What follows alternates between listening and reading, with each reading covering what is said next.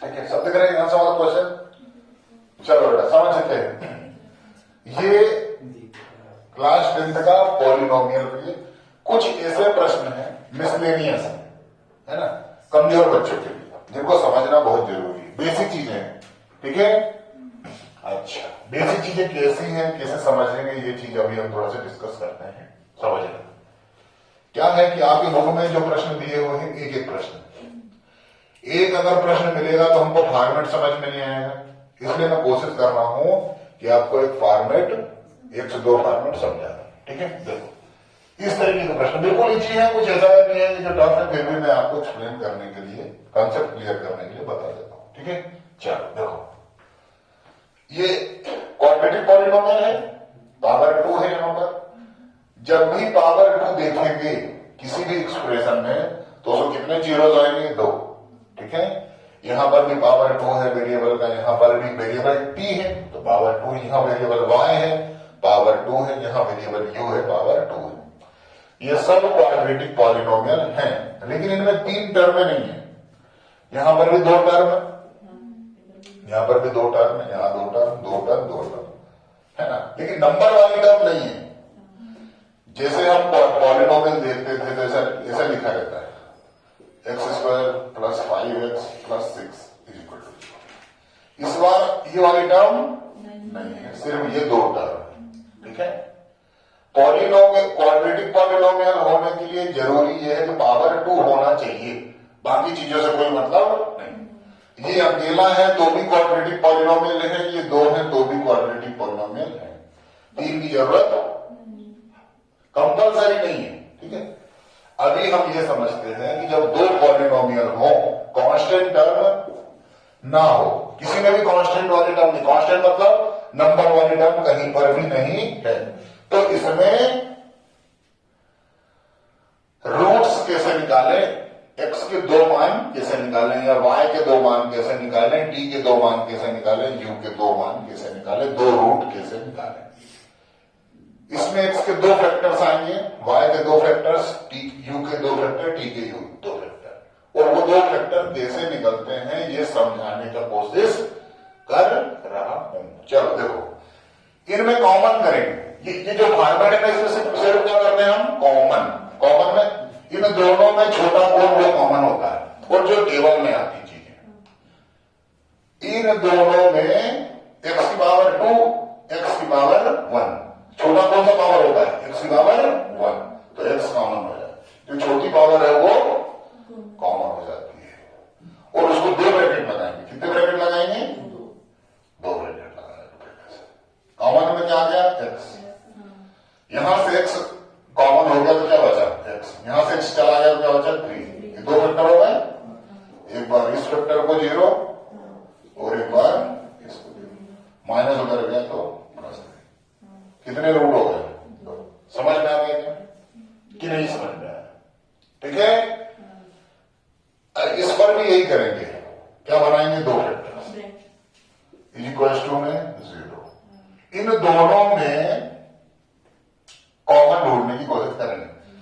क्या 3 की टेबल में 2 आता है क्या, 2 की टेबल में 3 आता है क्या, नहीं, किसी की टेबल में कोई नहीं आता, तो फिर कॉमन क्या है, अब x देखेंगे, नंबर में कोई कॉमन नहीं है तो क्या देखेंगे, x, तो x में यहां पावर 2 यहां पावर 1, मतलब छोटा वाला कॉमन आएगा, छोटी पावर कॉमन आती है तो x पावर 1 कॉमन आ जाएगी। यहां क्या बचेगा, 2x, यहां x कॉमन क्या बचेगा, 3। ये 2 फैक्टर हो, पहला फैक्टर ये, दूसरा फैक्टर -3 उस तरफ जाएगा तो +3, तो x की वैल्यू 3/2, ये कितनी वैल्यूज हो गई, ठीक है, समझ में आ रहा है कि नहीं आ रहा है, रब करते जाता हूं, ठीक है, रब कर दो, चलो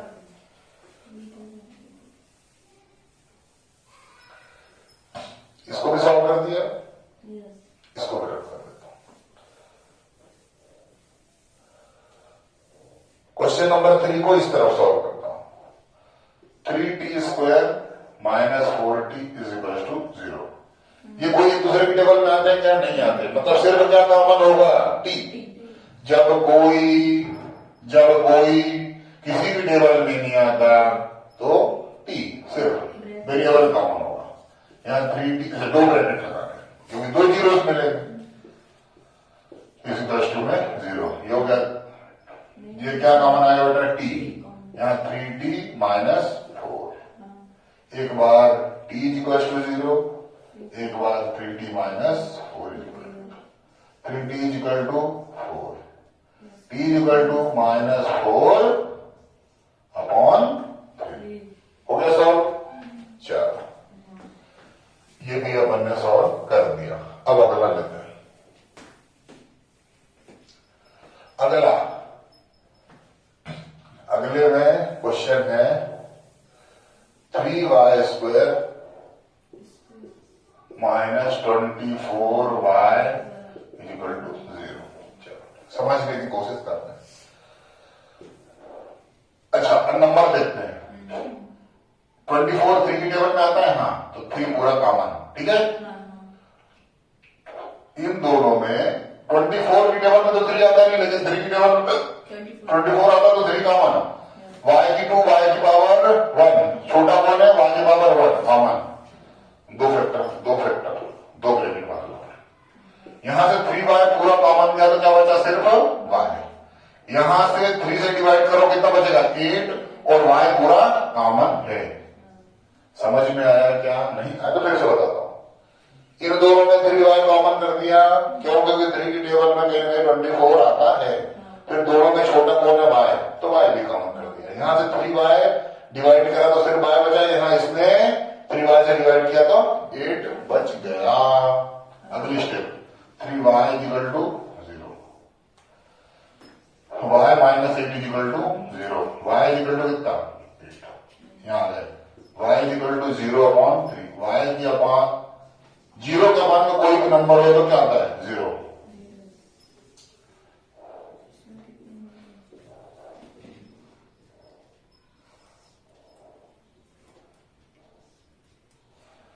कितने जीरोस मिलते हैं, 2। समझ में आ रहा है कहां तक गाड़ी पहुंच गई है, यहां तक गाड़ी पहुंच चुकी है। ठीक है, आखिरी वाला बचता है, ठीक है, हटा दे पूरा। समझ में आ रहा है, दिख भी रहा है। चलो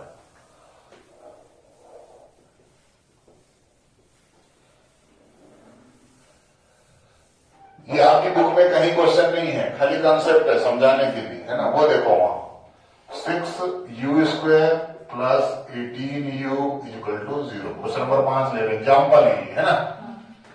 चलो इसमें क्या है, कौन किसकी टेबल में आता है, 6 की टेबल में आता है, मतलब इसमें 6 भी कॉमन होगा। और u की पावर 2, u की पावर 1 तो क्या होगा, u कॉमन होगा। यहां से 6u गया तो क्या बचा, u। यहां इसको डिवाइड किया, 6 3 सा 18 3, और u आगे बाहर जा चुका है। दो फैक्टर, एक 6u इक्वल टू 0, एक u plus 3 equal to 0। u equal to कितना बेटा, माइनस का 3। u इक्वल टू कितना, 0/6।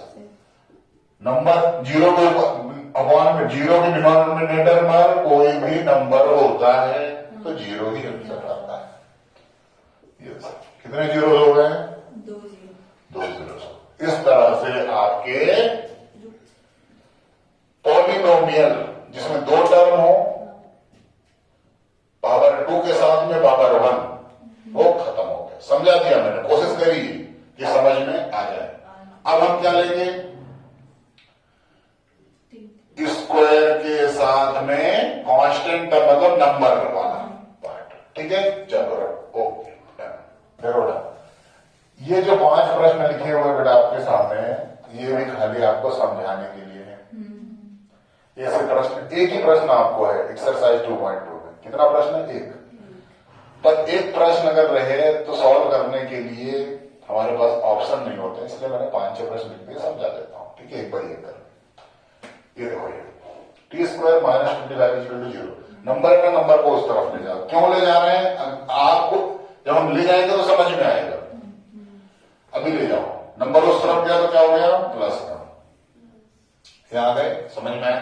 अच्छा, स्क्वायर हटाना तो प्लस माइनस रूट लगाना, गाना बन गया। स्क्वायर हटाना प्लस माइनस रूट लगाना, T equal to plus minus root 25, मतलब इसके फैक्टर बना लो, 5 × 5, 2 फैक्टर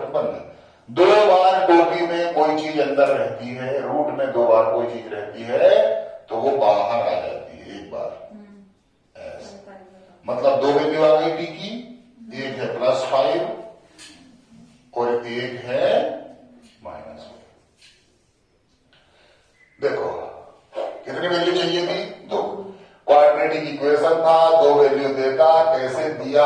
यहां दिया। समझ में आया? नंबर को उस तरफ ले गए, स्क्वायर हटाया, प्लस माइनस के साथ रूट लगाया, रूट लगाते से ही इसके फैक्टर बना लीजिए। जब 2 बार सेम टू सेम नंबर आए तो एक बार बाहर आता है। अब यहां पर 2 वैल्यू दिख रही थी, एक प्लस भी लगा था साइन, एक बार माइनस भी लगा था, तो साइन को अलग अलग कर दिया, एक बार प्लस लगा के लिख दिया, एक बार माइनस लगा। इस तरह से क्वाड्रेटिक पॉलिनोमियल में जिसमें क्वाड्रेटिक टर्म के साथ में नंबर रहता है वो सॉल्व अपने को करना है। इस तरह से ही क्वेश्चन कंप्लीट होता है। हटा दो बेटा, हटा दो बेटा, चलो ठीक है।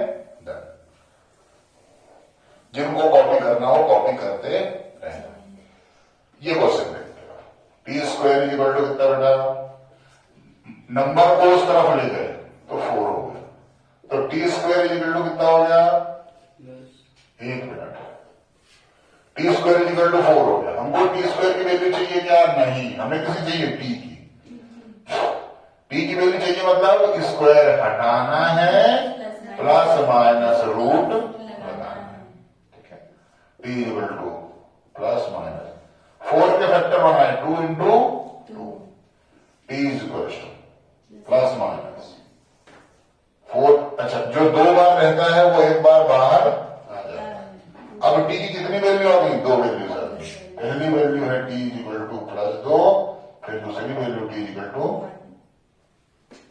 इस तरह से जिनको कॉपी करना है कॉपी भी कर लेना। ठीक है, क्वेश्चन नंबर 2 कंप्लीट हो गया है। समझ में आया कि मेरे मुझे दिख रहा है क्या? अच्छे से दिख रहा है? क्लियर विजन है? चलो हटा दो, रब कर दो। चलो अगला क्वेश्चन करते हैं।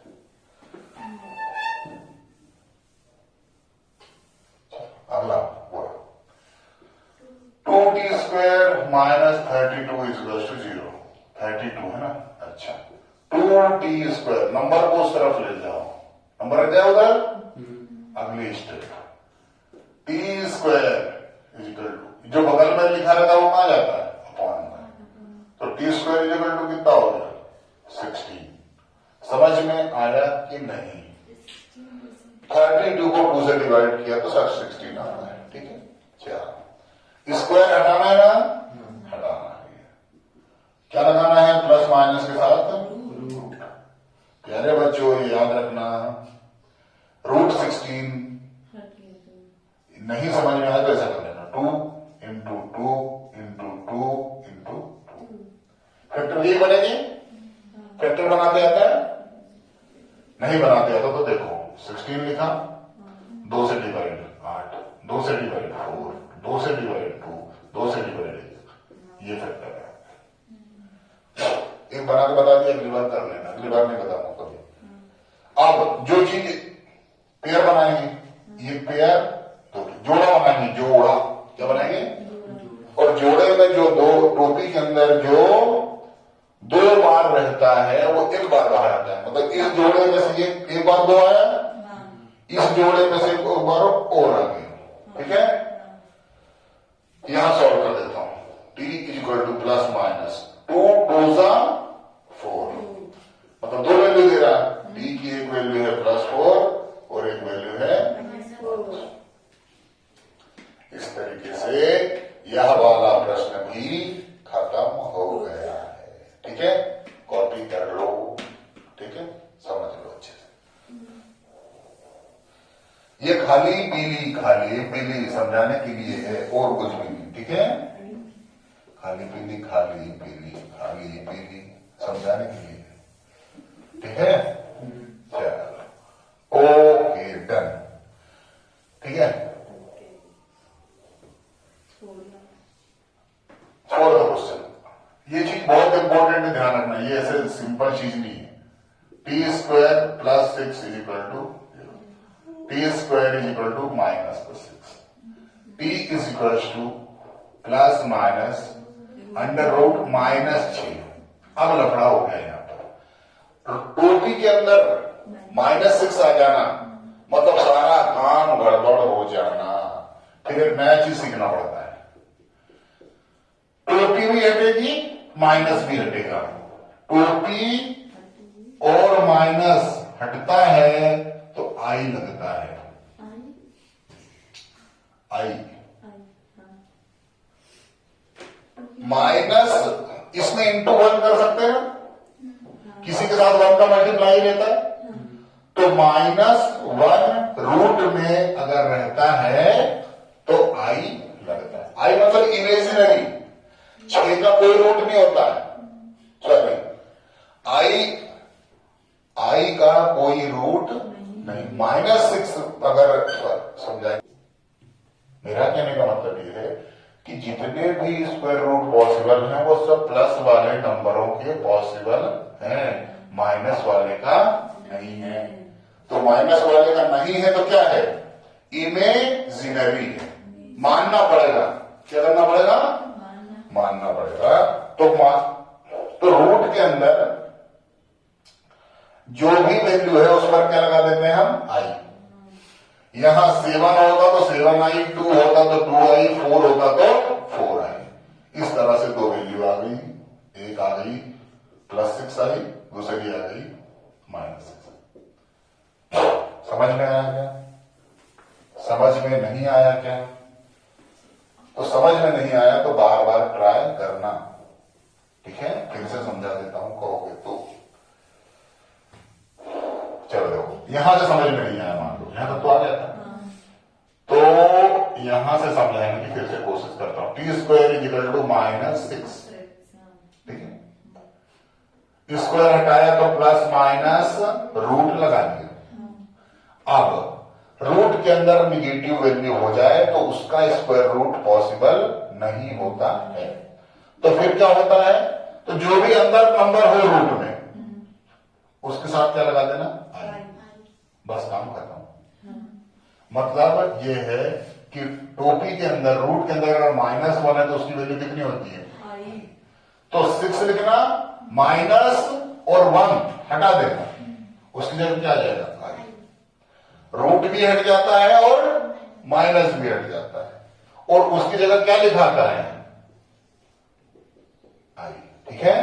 तो यहां पर आ गया 6i। अगर यहां 7 होता तो 7i, जो भी होगा वहां पर आई लग जाएगा। ठीक है?